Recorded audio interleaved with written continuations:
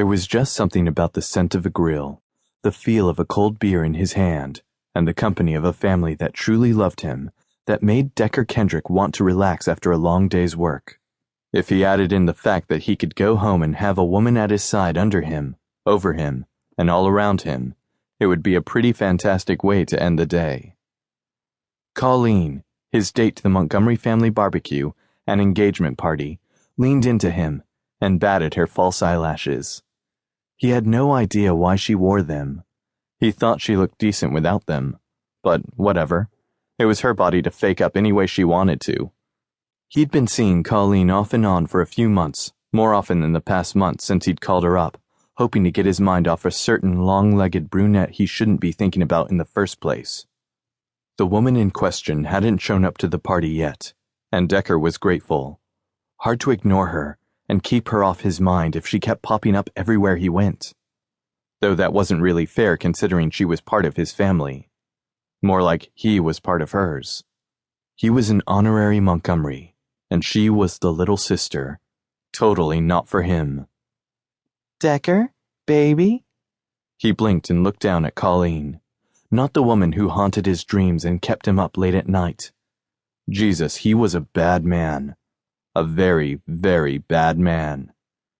Sure, he was keeping it casual with Colleen, something she'd put on the table to begin with. But he shouldn't be thinking about a woman with long legs he couldn't have when he was here with someone else. That wasn't the kind of guy he wanted to be. Colleen? He answered back, keeping his voice low. He didn't normally bring dates to the Montgomery family gatherings, and as such, he didn't want everyone to hear everything he said. They were all nosy in the "we are family and we can be nosy if we want to" sort of way, and he'd learned to deal with it. He hadn't planned on bringing her at all, but when she'd called to ask him to dinner, he'd mentioned he had plans, and she sort of invited herself along. It hadn't bothered him too much then, but now he felt kind of like an awkward ass about it. Since this was the first time he'd brought Colleen to any type of function with the Montgomerys, he'd been prepared to have the family question the two of them until they pecked them to death. So far, that hadn't happened, and frankly, that was more telling about what the others in his life thought of the relationship. Their politeness and lack of prodding meant they didn't see a future. Considering Colleen hadn't wanted a future to begin with when it came to her and Decker, that was just fine with him. He didn't see himself marrying the woman anyway.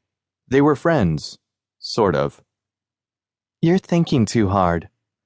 She rubbed the little spot between his eyebrows, and he frowned. She wasn't usually so touchy-feely or attentive. Weird. He pulled back, uncomfortable with the display of affection, or whatever it was, in front of the family that had taken him in so long ago. Just tired. Hauling a total of a half-ton of porcelain up and down stairs all day makes for a long workday.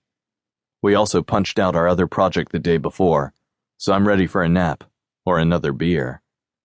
She wrinkled her nose, probably at the mention of his work. Another reason he'd never get too serious with her. She hated the fact he was a blue-collar worker, and not some suit-wearing businessman who could keep her in diamonds and silks. She worked her butt off at her job, and wore the expensive clothes that came with her world. That wasn't something he wanted in the long run.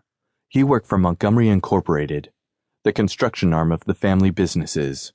He was the project manager right under Wes and Storm, the Montgomery twins who had taken over the family business when their parents, Harry and Marie, retired. Wes was the OCD planner of the company and got his hands dirty daily with the bump and grind that came with being one of the top privately owned construction companies in Denver. Storm was the lead architect and a genius when it came to finding the right flow for a refurbished building or how to start from scratch with a piece of land that could be used carefully. Decker had started out as a teenager working under Harry, doing every kind of grunt work he could get his hands on. He'd gone to college only because the Montgomery twins had, as had his best friend Griffin, another Montgomery, and because the state had helped him out. He wouldn't have been able to afford it otherwise. He'd gone to the local university, busted his ass for his degree, then went right back to working for the family that had raised him when his own blood family had failed. He ground his teeth.